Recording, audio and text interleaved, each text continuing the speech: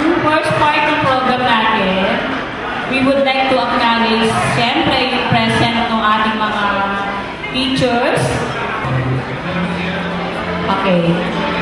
So, babasahin ko yung plaque of appreciation to be given sa ating mga teachers. Masat MIST Batch 79 awards this plaque of appreciation name for being our second parent during our high school days and for your tireless effort on your chosen vocation. Given this day, 8th day of January 2011, at TESDA, Ilagan Hall, Marikina Institute of Science and Technology, City of Marikina. Signed, Art Cabricela, Batch 79, Overall Chairman, and Ms. Ellen Yambao Santiago, Batch 79, Secretary and Event Coordinator. May we call on Mr. Gilbert Yanko to come on stage. Tayo naman magbibigay ng diploma sa kanila. Balik tayo.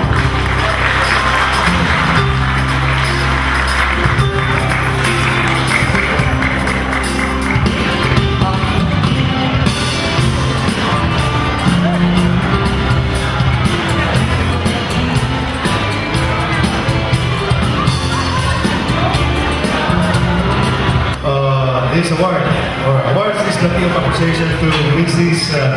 Teresita Iasis Santos. Okay, please come on stage. Please come on stage for being our second parent during our high school days and for your tireless effort on your chosen vocation.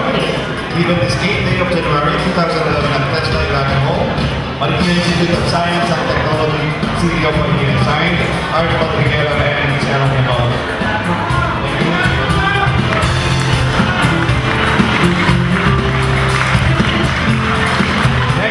Call Mrs. Rebecca Red. Mrs. Rebecca Red. Please come on stage to accept this thank you appreciation. Thank you very much, ma'am. Thank you. Ito ang haligigan kasi pare-parehan sa mga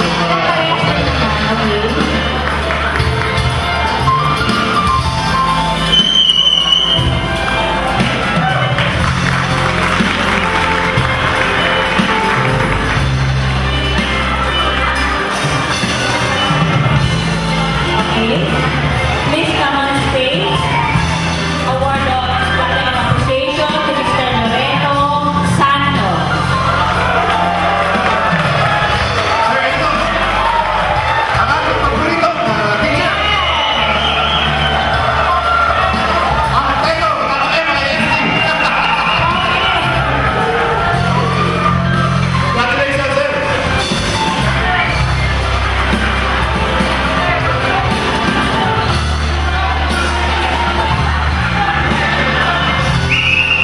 Goes to Mr. Edgardo Nieto. Nieto, okay. So, Nieto. Para tayo ng papas, no? Siyempre. Oo, iba na rin yung mga teachers natin.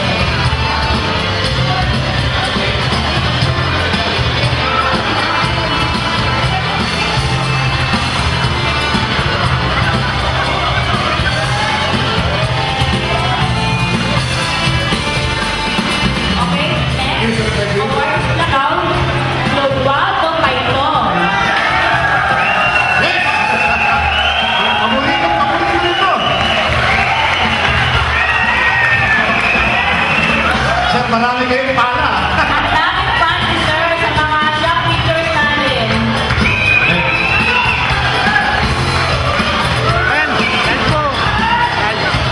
Congratulations, sir.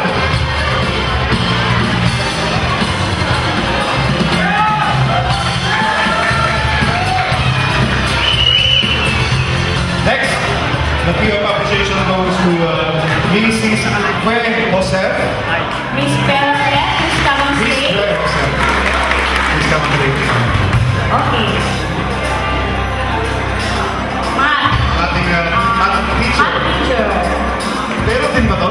Araw? Hindi naman. Yung mga terror, ha? Hindi. Terror yan.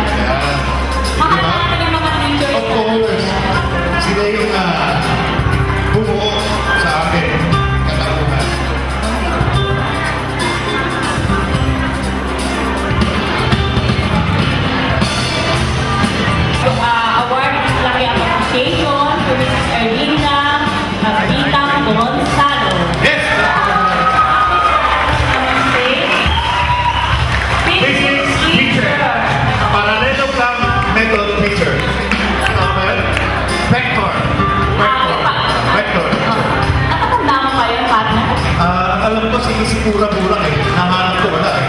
Dito ka talaga, partner. Hey, iba.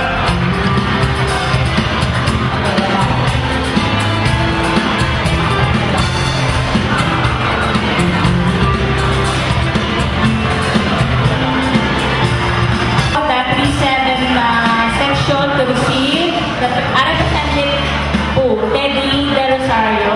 Mr. Teddy De Rosario to accept the plaque of appreciation for Mr. Oli Trajano. Kumari ko si Oli Trajano. Nasa Bronxes.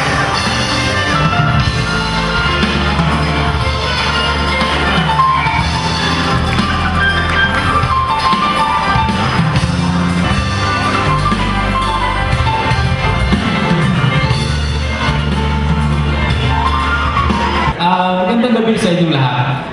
Una-una, nais kong humingi ng napakalaking paumanhin. Sapagkat ang inyong alma mater, ngayon ay Marikina Polytechnic College. Nagsimula yan sa Marikina High School, Latigada Victorino, Masat, MIST. Kayo yung inabutan ng MIST. By virtue of Malacanang Resolution or Ferdinand Marcos Executive Order, ang Masat ay naging MIST. Kaya kayo kauna-unahang MIST graduate. So, yun ang katotohanan. So, kanina, eager ako na yung nakiusap. Pwede ba? Pagsalitain ako ng kapraso para ipaliwanag ko sa inyo mula noong 1979 hanggang January 8, 2011 ano na nangyari sa ating paaralan, sa ating pinakamamahal na alma mater. Ako'y graduate din dito, alam niyo yan, dito ako nag-high school, dito ako nag-technical, PSIA, MA, at dito yung kauna-unahang paaralan na tinuruan ko sa publikong paaralan. Kaya napakamahal sa akin ang paaralan ito. Katulad din ninyo, ako'y alumnus din ng paaralan ito. Nagsimula ako sa paaralan ito, publikong paaralan, kayo ganun din, natuto tayo sa ating mga guro, ang mga guro natin noon, si Mr. Reyes, Mrs. Bakiran, at marami pang iba. Naubutan naman ninyo, yung kami yung naging guro naman ninyo, pag gumanhin ninyo, yung mga panahon na yun, sa dami ng tawag na estudyante ko, ako yung CAP Commandant, ako yung Scout Master, ako yung lahat na. So, naging stricto ako. At inamin ko, si Mr. Santos noon ay hindi si Mr. Santos ngayon. Kaya kung kayo man ay maging bahagi ng aking sabihin pagiging Hitler, pasensya na kayo. At nandito naman kayo ngayon. At inaani natin, pare-pareho natin inaani ang ibang may tugatog ng tagumpay. Napakaraming mga matagumpay sa inyo. Nandyan yung may konsehal dyan, nandyan yung national artist, nandyan yung parit-parito sa abroad, nandyan lahat ang uri ng ating mga kasama. Kung kaya hinahangaan ko kayong lahat, kung kaya kinikilala ko kayong lahat, at magpapasalamat kaming mga inyong naging guro ay hindi nyo nakakalimutan.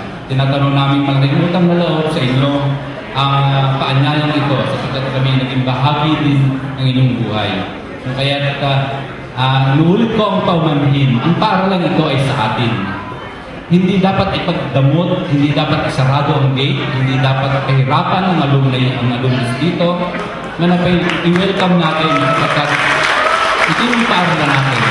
Paaralan ng gobyerno, paaralan ng pamahalaan. Inuulit ko ang papamanhin kung kayo ay hindi nakagamit ng facilities ng ating paaralan. Pagpaumanin po ninyo. Magandang gabi at maraming salamat sa inyo. Just to introduce to you my next partner or lady MC of the night.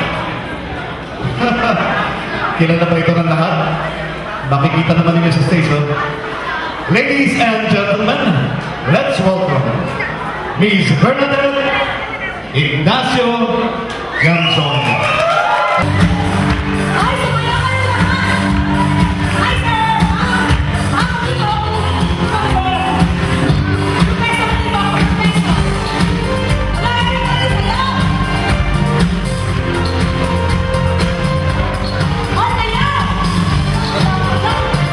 Rico!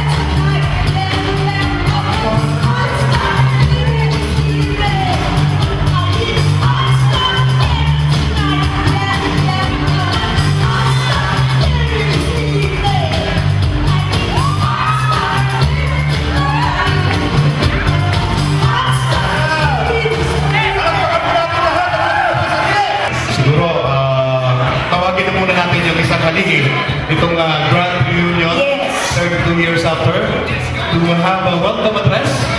Tawagan po natin muli ang ating Director ng Lands Management Bureau. Actually, Director siya ngayon ng Lands Management Bureau sa National Capital Region. Ladies and gentlemen, let us all welcome Mr. Art Padriguera. In behalf of the organizing committee ng Batch 79, kami po ay tuwan-tuwa at finally natuloy na ang ating grand reunion after 32 years. Magkwento muna tayo ng konti. Nung binubuo namin ito, anong buwan yun? February. Akala natin sumutop sa buwan. No? Akala natin walang mag-release pan. Akala natin walang interesado. Sa totoo lang, tayong batch, ang pinakamalaking batch na graduate dito. Unang-unang pinakamalaking batch. No? We are about 500 students na graduate noong 1979. So, napakalaking grupo. No? Napakalaking grupo. Pero sinabi ko wag tayong mabahala. Imbes, tingnan natin yung as a challenge. No? Sa challenge, para muli magkita-kita at ma-organize din natin ang mga kasama. Ito kaya ako nandito. No? Anyway, ang masasabi ko lang, nung high school tayo,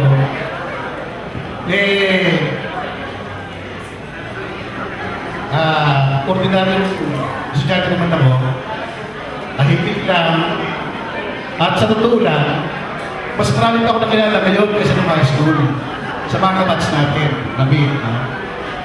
At kung magkakasalubungan tayo sa kalsada, palagay ko hindi nila makikilala. Kasi, hindi na sasabihin lang ang dahilan. Hindi na sasabihin lang ang dahilan. Pero tuwa-tuwa ako dahil ang pinagmamalaki ko na ako ay nag-graduate sa paral ito at sa mga nakakasalabuhan ko sa araw-araw na trabaho, araw-araw buhay. Pag nakakita ko ng mga taga-Marikina, tuwa-tuwa ako. Tapos, sinasabi ko, graduate ako sa MASA MIST. At alam nyo, iisa lang natin, ang respond na nakakilala natin. Nakakilala ko. Ay, ibig sabihin, hindi magaling ka, matalino ka. Dahil ang parang lang MASA, MIST, ay napakataas ng standard. Yun ang isa sa mga dahilan. Kaya tuwa-tuwa ako at kinasahan ko na yung challenge ng mga video natin. So,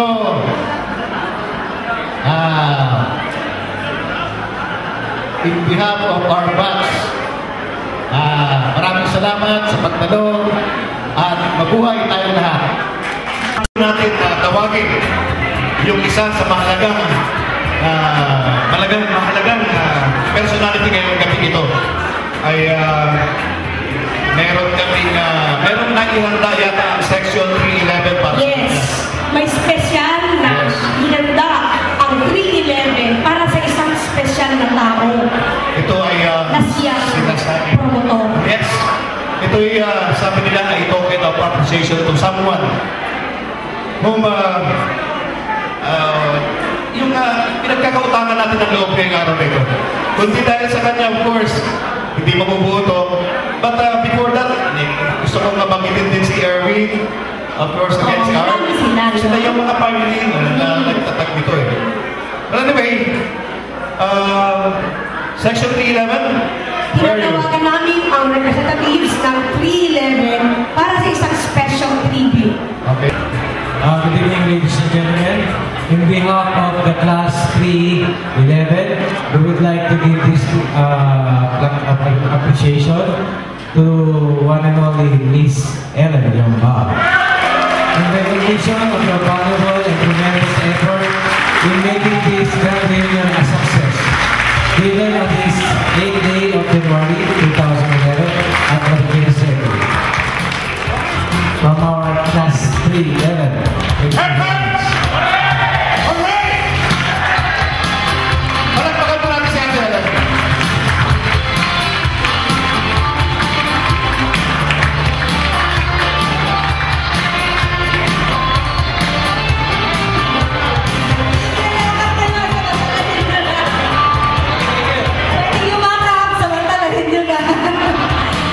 Thank you. Speech. Yes. Wala lahat ng pagod ko. Thank you. Thank you. Woo! Thank you. Lahat ng ginawa ko.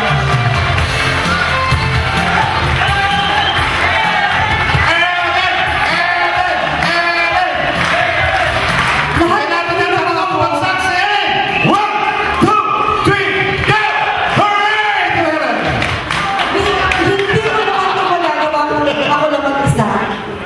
Nandiyan din kayong lahat talaga. Lenny, I owe this also to you. This is for you also.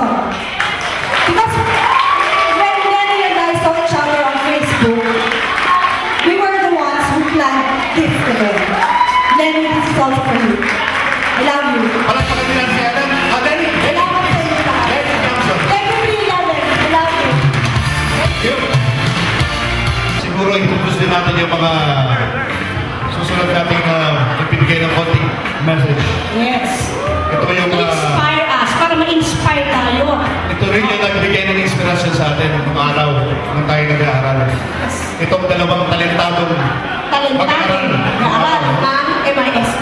Yes. Ibang parang nagkaroon ng konting transformation sa kanya ngayon. At tingnan natin kung paano niya tayo inspire. Not only with his physical looks, hindi lang yung kanyang hunk na malahang na itsura, kundi sa kanyang inspirasyon. So without further ado, tatawagin ko to give us his inspirational message. Batch 79 Salutatorian, may I call on Mr. Jerry Sevilla. Yes. Good evening, everyone. Magandang gabi po sa inyong lahat. Parang karami to, no? Yan. Supposedly, si Nelly yung magsasalita rito. Pero, sige, just to represent the batch also. Firstly, several people to thank.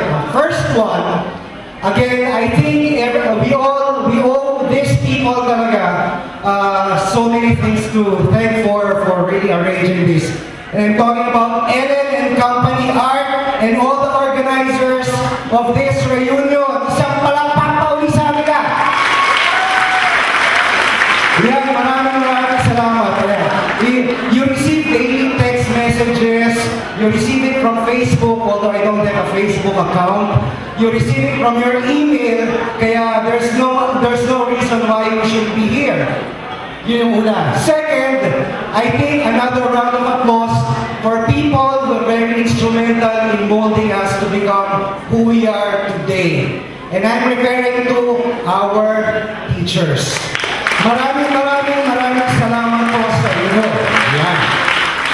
Of course, the rest, everybody deserves all the applause just for being here tonight. Yan, maraming salamat.